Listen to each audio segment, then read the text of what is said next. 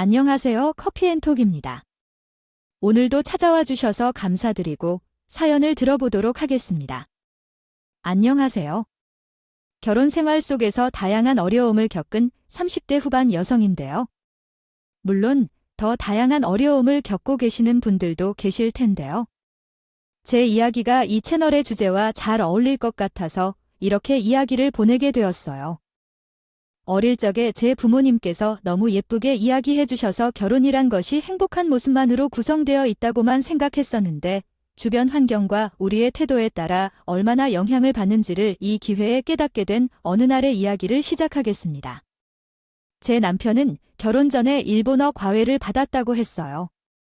그때 당시에는 일본어가 제2 외국어에 속해 있었는데 영어 공부와 함께 재미있게 배웠던 기억이 이어져서 과외까지 하게 되었다고 하더라고요.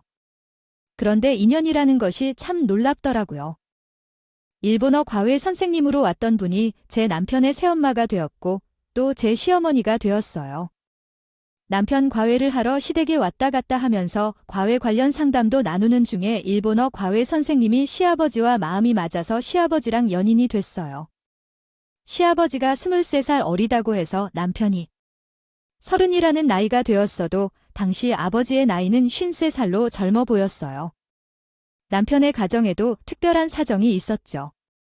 아버지도 남편의 어머니도 어릴 때 결혼해 아들을 가진 탓에 많은 난관을 겪었다고 합니다. 축복 속에서 태어난 것이 아니라 걱정과 어려움을 겪고 태어났기에 남편이 어릴 때 아버지와 어머니는 많이 상처받았다고 합니다. 결국 아버지가 7살 때 부모님은 이혼하고 그 이후로 남편과 아버지 둘이서 살았다고 해요. 아버지는 남편이 자라는 동안 연애나 결혼을 하지 않고 오직 아들에게만 마음을 쏟았다고 합니다. 남편이 일본어에 흥미를 갖고 있음을 알아채고 과외시켜주셨거든요. 새 어머니는 남편의 과외 선생님으로 시골을 자주 왔다 갔는데 그때 44살이었어요. 새 어머니도 이전까지는 연애나 결혼에 별로 관심이 없었다고 하는데 아버지를 만나고서 그 태도가 변했다고 하네요. 결국 세 사람은 서로 마음을 전하고 긴 고민 끝에 서로를 만나게 되었지만 재혼에는 자녀들과의 이해관계도 결정적으로 중요했다고 해요. 하지만 어머니는 초혼으로부터 시작하여 순조롭지 못한 일을 겪어야 했던 것 같아요. 하지만 이러한 난관을 극복하고 두 분은 가정이 되었어요. 남편 두 분도 두부와 함께 어려운 시간을 겪었다는 걸 알아서인지 겨우 14세의 나이차만큼이라도 새 어머니로서 받아들여주고 함께 행복하게 살아왔다고 합니다. 남편의 이러한 실제 얘기는 연애 중에는 알지 못했지만 결혼하기로 했을 때 처음 알게 되었다고 해요. 결혼 전에는 느꼈지만 결혼 후에 시어머니네 집안 분위기는 매우 편안했다고 해요. 또한 신랑 부모님께 인사하러 가기로 했을 때야 막상 그 진실을 알게 된 거예요. 다른 결혼 약속직 전에도 느꼈지만 비유하면 분위기가 매우 좋았죠. 그 시어머니들을 보면 젊은 부분도 있어서 할아버지나 할머니 같은 느낌보다 오히려 삼촌, 이모 같은 느낌이 더 많아요. 시어머니님들도 저를 며느리로 생각하기가 불편한 경우가 많았는데 물어보면 그냥 딸로서 대해주시겠고 딸같이 다루겠다고 했어요. 그분들이 그런 태도를 보여주시니 느낀 감사함이 많았죠. 결혼한 다른 친구들과 이야기를 나누면 어떤 사람이든 고전 없이 시부모님이나 시어머니 모시를 거쳐야 한다고 하지만 저는 그런 것을 느끼지 못했어요. 친구들은 새로운 시어머니는 문제가 있다고 해서요. 나는 들은 적이 없어서 그런 것 같아요. 제 손자가 예쁘다며 부러워하더라고요. 친구들뿐 아니라 우리 가정 부모님까지도 제가 시집 잘 간다고 말씀하셨어요. 저도 결혼을 통해 좋은 가정이 더 생겼다는 생각에 행복을 느꼈어요. 그런데 그 행복이 사그라지는 데는 그리 많은 시간이 걸리지 않았어요. 제가 결혼 후 3년 만에 임신을 하게 되었어요. 가족들이 제 임신 소식에 기뻐해 주셨어요. 입덧할 때도 저는 소위 말하는 먹덧을 했는데 시어머니가 친정어머니보다 더 자주 제가 먹고 싶은 음식을 물어 챙겨주셨어요. 그럴 때마다 제게 이렇게 말씀해 주셨어요. 나도 내가 젊었을 때 그런 소중한 경험을 해본 적이 없었기에 얼마나 힘들었을지 가늠할 수 없다만 이 시기가 얼마나 중요한지는 알아. 그래서 온 우주를 만드는 널 그냥 두고 볼 수만은 없겠지. 나는 어쩌면 이런 일을 해야 나중에 후회하지 않겠지. 그렇게 생각해 주시니까 제가 몸둘 바를 모르겠게 되었어요. 너무 감사해요. 어머님께서 음식 솜씨가 좋으시니까 우리 아가가 자꾸 할머니 음식을 먹고 싶어 한다고 하나 봐요. 감사히 잘 먹을게요. 어머님, 아가가 좋아하니까 더더욱 고맙습니다. 임신 초기가 정말 힘들다고 하지만 우리 며느리가 고생하는 모습은 마음이 안 좋지만 그래도 조금만 더 힘내주세요. 더 행복한 가정이 될 테니까요. 시어머니는 나와 남편보다도 더 뱃속 아이를 기다리는 듯 했습니다. 그런 그녀의 모습이 내 마음을 가득 채웠어요. 그러던 중 임신 중기에 들어섰을 때였어요. 한 번도 경험하지 않았던 남편이 그날은 새벽까지 집에 오지를 않았어요. 걱정돼서 연락을 했지만 받지 않았고 열심히 기다려서 새벽 2시가 넘도록 집에 들어왔어요. 나는 그런 남편에게 늦은 시간까지 어디에 있었냐고 왜 연락을 안 받았느냐고 얼마나 걱정했는지 알아냈어요. 미안하다며 자신이 만취 상태에 우리 집으로 착각하고 시어머니 집에 갔다고 하더라고요. 우리 부부가 시어머니 집에 자주 가긴 하지만 그것이 이해가 안 됐어요. 결혼 후 그런 일은 없었으니까요. 남편은 자신이 술에 취해 판단이 잘 안 되었던 것 같다며 사과를 했지만 나는 더는 말을 걸 수 없었어요. 결혼 전에는 남편이 시어머니 집에서 살았으니 이해를 할 수 없었어요. 결혼 후 산 신혼집에서 많은 시간을 보낸 것과는 비교할 수 없이 기분이 나빠졌어요.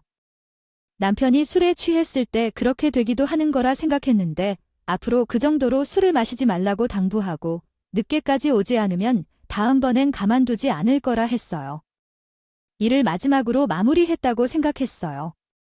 하지만 몇 일 후 시어머니가 같이 점심을 먹자고 연락이 와서 시댁으로 향했어요.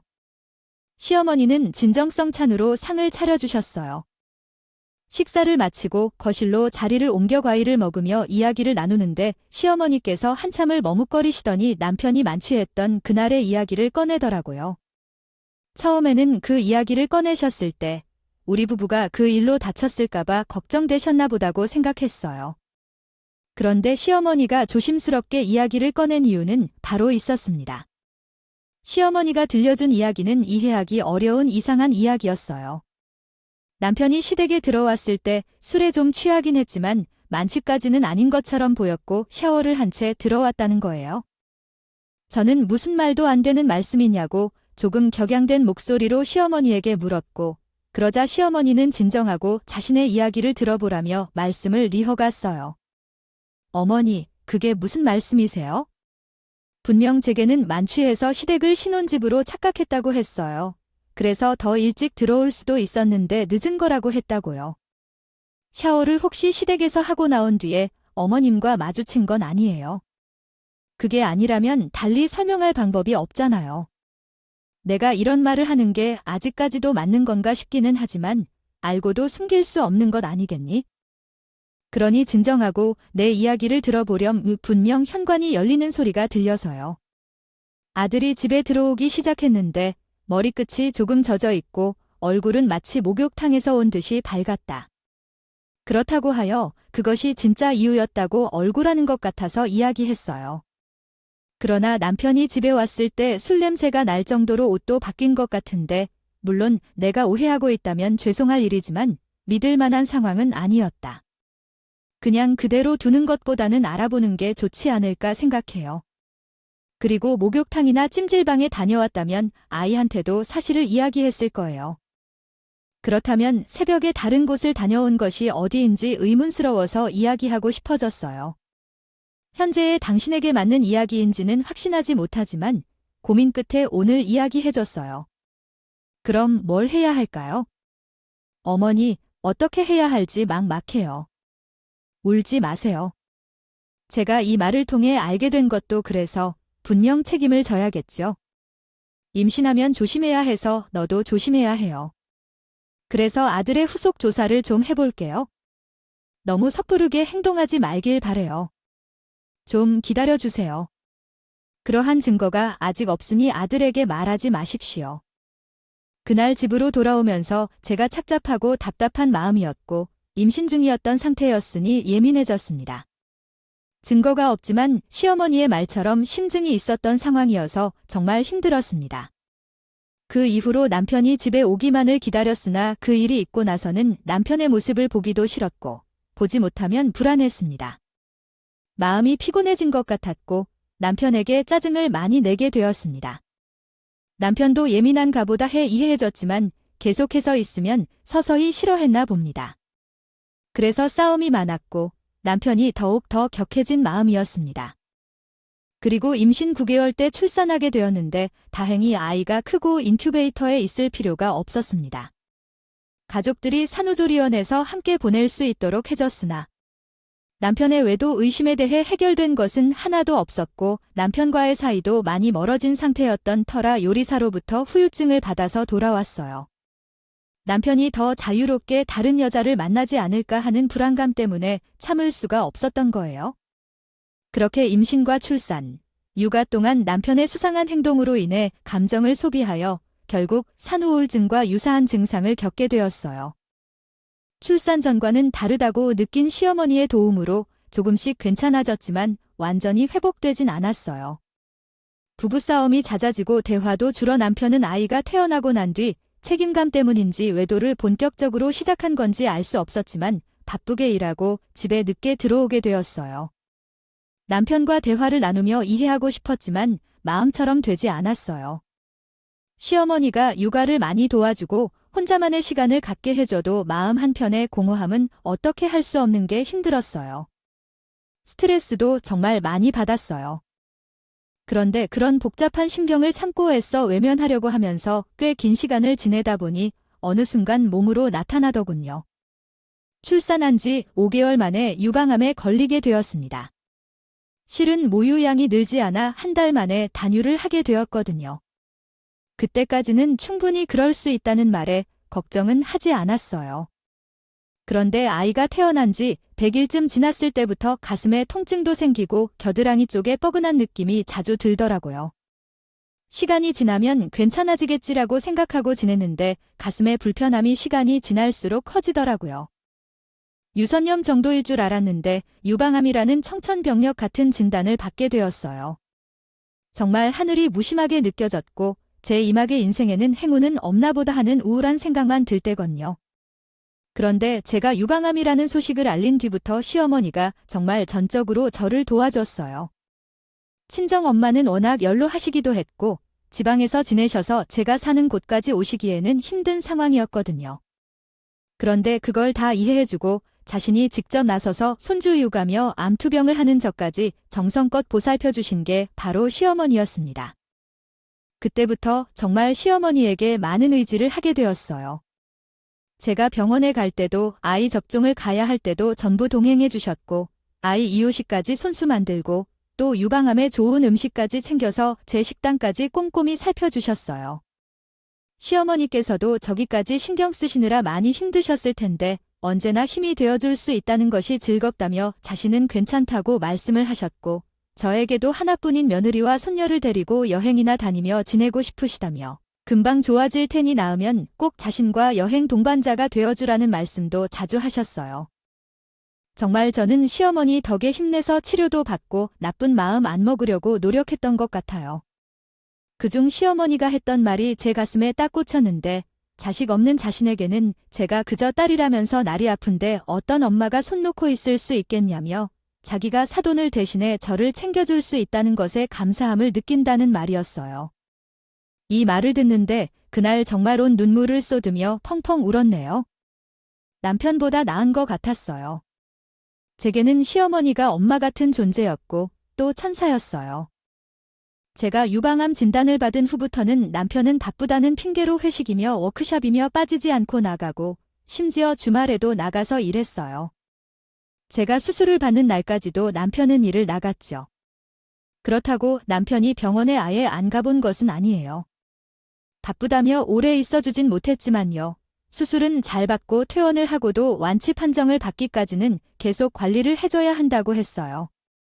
시어머니는 그때 저와 함께 계셨는데 의사가 이야기해주는 주의사항을 정말 열심히 듣고 메모까지 하시더라고요. 그런데 이렇게 아픈 상황에서 또 엄청난 사건이 하나 생겼어요.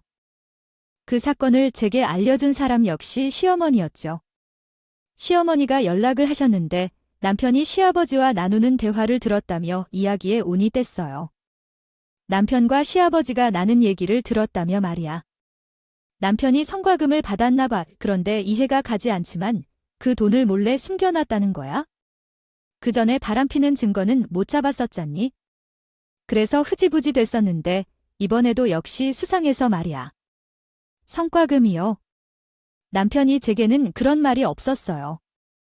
도대체 왜 아이까지 있는 마당에 설마요? 어머님, 잘못 들으신 거 아닐까요? 나가 잘못 들었을까 봐.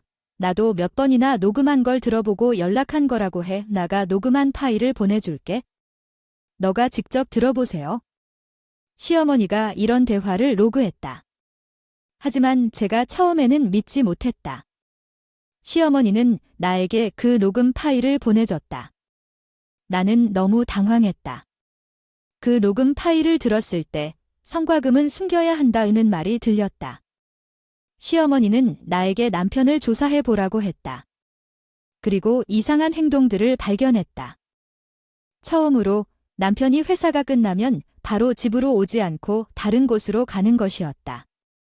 그곳은 원룸 단지였다.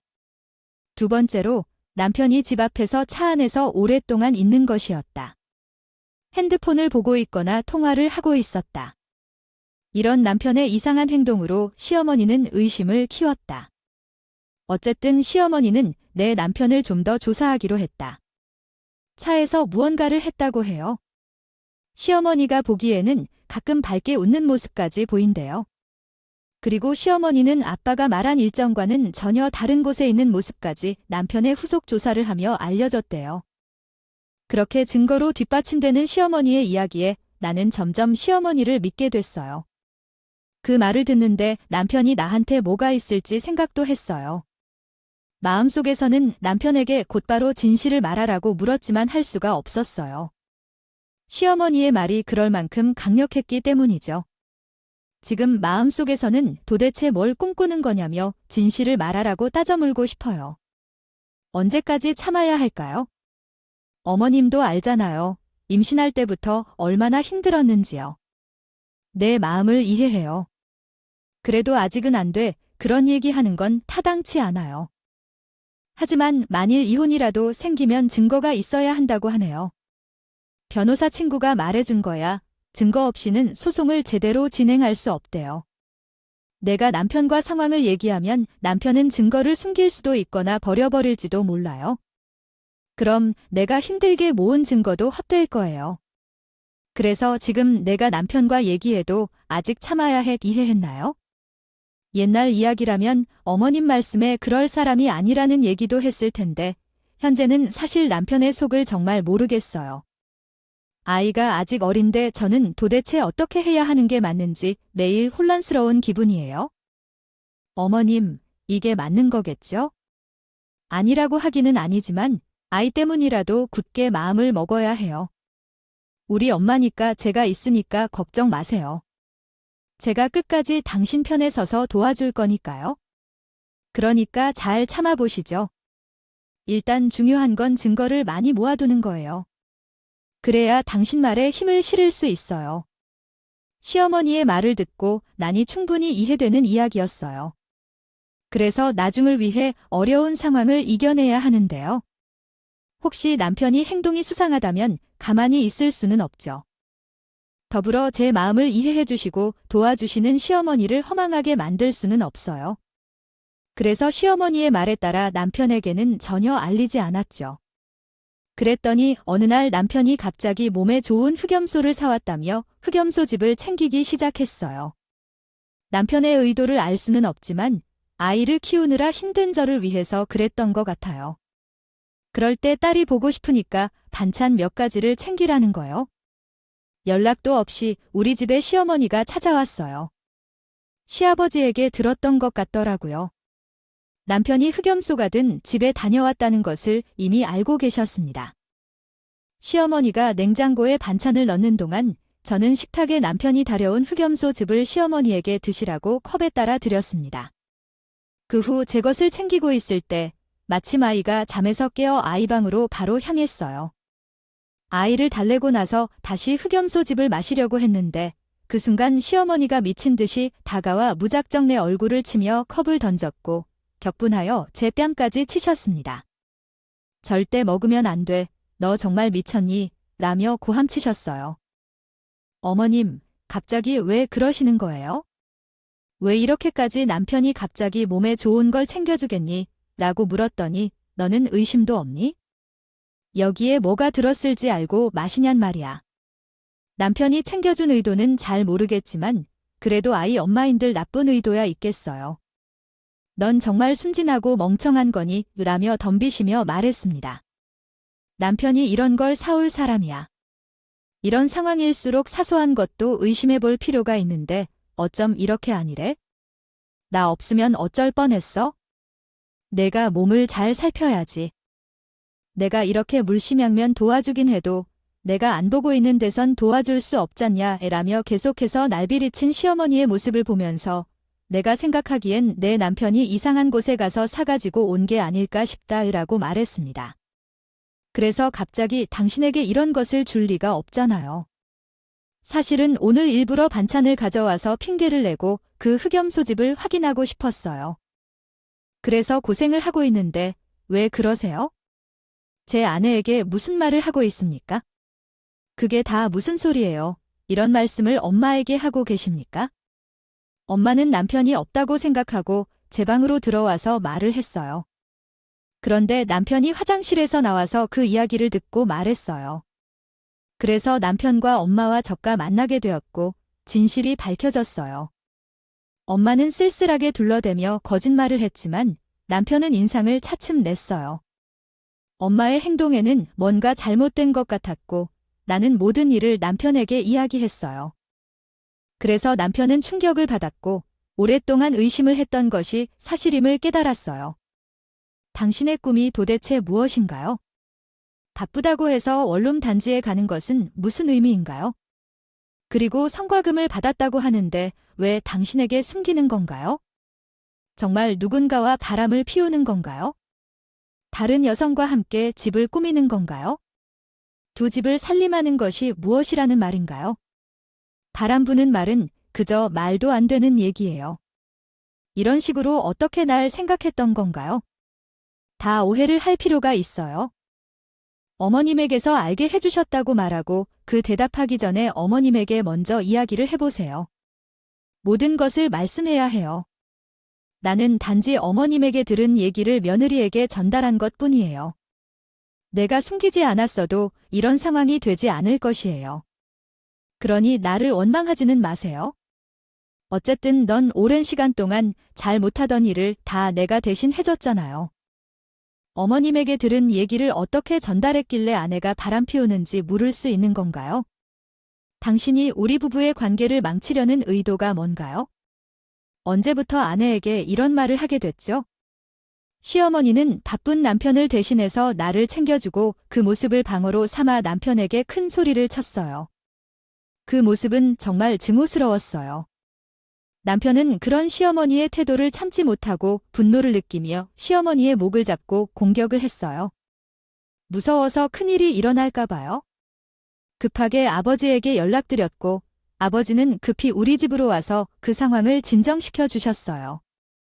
겨우 둘을 분리시키자 남편은 당황해서 모든 것이 시어머니가 꾸민 계략이라며 이야기했어요. 나중에 알게 된 건 남편은 저를 정말 사랑하는 분이었어요. 남편의 말대로 시어머니가 거짓말을 하고 남편을 계속 의심하도록 만든 거였죠. 시어머니가 저와 남편의 관계가 너무 좋아서 질투가 나서 이간질을 했던 거였어요. 아버지가 나서서 상황을 설명하라고 하자 시어머니는 모든 것을 이야기했어요. 시어머니가 질투로 어리석은 행동을 했고 사과했어요. 그런 시어머니 때문에 배신감을 느껴서 시어머니를 걷어차버렸어요. 시어머니는 용서를 구하면서 무릎을 꿇고 사죄했지만 남편은 그것이 상황을 벗어나기 위한 가짜 행동이 아니냐고 했어요. 가족 간의 일이 복잡하게 얽혀있는 상황을 생생히 전달해 주셨습니다. 이야기가 깊어서 한글로 재구성하는데 시간이 걸릴 것 같습니다. 혹시 조금 나중에 다시 확인하거나 다른 주제로 도움이 필요하시면 알려주세요. 감사합니다. 몰래 숨긴 것은 네 맞아. 하지만 그 성과금으로 스타트업 기업에 투자했었다고 알려줬어. 투자해서 나의 병원비와 생활비를 더 벌어보고자 했던 거야. 투자한 돈은 이제 회수하겠다는데 그때 알려줄 생각이었대. 자그마한 양의 수익을 보았단다. 그 돈은 이미 나에게 주기 위해 따로 통장까지 만들어 놓은 상태래. 그 통장을 나에게 주면서 이야기하고 싶었던 거였는데 일이 이렇게 된 탓에 다 만졌대. 그래서 허탈하게 웃고 있어? 그 웃음이 나를 안심시켜줬대. 원룸에 대해 물었을 때 사진을 보여주면서 그 원룸이 스타트업 투자로 공개되었던 친구의 집이래. 아마도 투자건을 소개하러 가서 시어머니가 찍은 것 같대. 혹시 의심이 들면 지금이라도 그 집에 함께 가볼 수 있다고 했대. 그런데 모든 것은 시어머니가 알려준 것과는 정반대였어. 시어머니는 나의 심신이 약해지는 대로 나를 조종하고 신임을 얻으려 했고 남편에 대한 불신을 심어주는 게 목적이었어. 그래서 나는 남편을 의심하고는 있었어. 결국 나는 남편과 시어머니의 이야기를 모두 듣게 되었어. 그동안 의심했던 일들에 대해 눈물로 사과를 한 후 남편이 자신이 가장 잘못했다고 말하면서 사과를 했습니다. 그 이유는 제가 가장 힘들었던 때에도 옆에서 제대로 지원해주지 못했기 때문이라고 했어요. 자책하는 모습에 미안해하는 마음이 들었습니다. 부부 사이의 대화가 중요하다는 것을 깨달았고 시어머니의 말에 속아서 대화를 시도하지 않았던 자신이 미안했습니다. 오랫동안 자책하던 남편의 이야기를 듣고 나는 자신의 어리석음을 깨달았습니다. 돈이 모든 것이 아니라는 것과 남편이 얼마나 나를 생각했는지를 알게 되었습니다. 미안하다는 말을 꺼내며 서로에 대한 마음을 이해하고 사랑하며 터놓고 대화하자고 다짐했습니다. 당신이 대화를 원해도 바쁜 나 때문에 당신이 잠들 때 집에 들어왔고 당신이 깨기 전에 나가버렸다. 그러고 나서도 내가 일이 많아서 당신과 솔직한 대화를 나누려는 생각도 못하게 된다. 그래서 의심할 만하지? 난 이해하지만 의심의 기운을 이해해. 아버지가 그럼에도 신랄한 아내가 아닌 여자를 절대로 용서하지 못해. 여기서 우리 부부 사이의 모든 오해가 해소되고 서로의 손을 잡고 있을 때 자신의 책임에 대해 많은 반성을 하게 되었다. 나는 제받은 믿지 않았던 오해하던 마음의 반성함과 남편한테는 자신의 시아버지와는 결코 미약한 작은 접촉조차 하면 안 된다고 말했다. 나는 나와 부부를 충분히 아프게 해야만 했기 때문에 이러한 일이 생기지 않았을 거라고 반성하게 된 것이다. 아내는 남편의 생각을 나누게 되어 나에게 잘 해주지 않고 우리 부부를 농락했던 여자를 결코 용서하지 말아야 한다고 말했다. 나도 남편의 생각을 공유했다. 사기쳐가며 자신의 즐거움을 바라고 그 자신의 생각대로 움직이는 나를 볼 때 얼마나 즐거웠을까 생각하면 너무 화가 난다. 하지만 시어머니는 그 이후에도 계속해서 연락하여 남편에게 속고 있으니 나 그 증거들도 다 진실이라고 생각했다. 저때 너에게 사과한 이유는 부자들이 날 어떻게 다루고 있을지 두려워서였어. 그래서 너를 믿어주길 바란다. 그만 좀 하세요. 나는 당신의 거짓말에 속지 않을 거예요. 그런 식으로 연락하지 마세요. 내가 모르는 바보야? 내가 믿지 않으면 언제든지 남편에게 털릴 거라고. 그러니 내 편에서 어서 너를 질투하게 만드는 이유가 뭐야? 네 남편도 내 친구가 아닌데. 같은 여성끼리 뭉쳐야 돼. 그렇지 않으면 너도 나도 편안히 살 수 없다고. 어머니가 그랬다고 왜 남편이 아닌데까지 다른 사람과의 관계를 망치려 했어? 그래서 어머니가 얻는 게 뭐야? 나는 어머니 말고 남편과 문제를 해결할 거야. 어머니는 그냥 우리 관계에 끼어들 뿐이에요. 그냥 제3자라는 말이에요. 그러니 너는 연락하지 말고 우리 부부의 문제에 관여하지 마세요. 어머니와 대화하면 소름이 돋아. 너 정말 후회하고 싶다고 홀린 것 같아. 몇 번을 말해야 하지? 나는 내 편이라고 언제까지든 도와줄 거야. 내 부부 관계를 엉망으로 만든 건 난 아니라고. 이미 내 관계는 엉망이었어. 내가 손해보지 않도록 도와주는 건데 왜 못 믿는 거야? 제발요. 나는 그녀를 위해서 이렇게 하는 것이라고. 어머니, 제발 그만하세요. 그렇게 행동한다면 더 이상 참지 않을 거예요. 이혼하고 싶지 않다면 조용히 사세요. 이것이 제가 원하는 유일한 바람이에요. 이혼하고 싶지 않다면 연락하지 말라고 해야지. 그렇게 말하고서야 그녀의 이상한 연락에서 벗어날 수 있었어요. 이후에 정말 그녀와 연락을 끊었어요. 남편도 그녀가 시댁에 있는 한 결코 걸음조차 내디디 않을 거라고 말했어요. 아버지와는 밖에서 가끔 만나기로 했고, 아버지도 그녀의 행동을 알면서 시댁에 오지 말라고 명령했어요. 이후로 우리 가족에서 그녀는 사라진 사람이에요. 혹시라도 그녀가 시댁에 없을 때만 오고 싶다면 그건 우리 부부의 결정이고 선택이니 이야기하지 않을게요. 하지만 아버지는 그녀의 잘못과 문제에 대해 여전히 고민하고 계신 모양이에요. 시아버지가 그녀에게 시간을 조금 주자고 해서 시어머니가 일본으로 나갔다는 소식만 들었습니다. 원래 시아버지와 시어머니 관계가 좋았기에 남편은 미래를 함께할 때 부자 사이가 있을 것이라 생각하면서도 시아버지는 그 사실을 염려하는 것 같았어요. 가끔씩 시아버지께서 제게 몰래 시어머니와 이혼에 관한 이야기를 꺼내는 것 같았죠. 시아버지께서 최선의 선택을 하시기를 바라며 시어머니가 없는 지금 가정 분위기가 조금 편안해졌어요. 저희 부부와 우리 아이도 모두 평안하게 행복하게 살고 있습니다. 남편은 여전히 바빠요. 예전에는 오해와 의심 때문에 제가 충분히 챙겨주지 않았지만 요즘에는 바쁜 남편을 위해 최선을 다하고 있습니다. 오랜 시간 동안 오해로 인해 멀어졌기 때문에 앞으로는 서로를 이해하며 성숙한 대처로 살고 싶습니다. 더 노력해서 서로에게 최선을 다하겠습니다. 시청자 여러분도 언제나 평안히 지내시길 바라며 나약해질 때 주위 사람들에게 주의하세요. 멘탈이 더 강해져서 제대로 살아가겠습니다. 이야기를 들어주셔서 감사합니다. 커피앤톡이었습니다. 오늘도 함께 해주셔서 감사합니다. 다음 영상에서 또 만나요.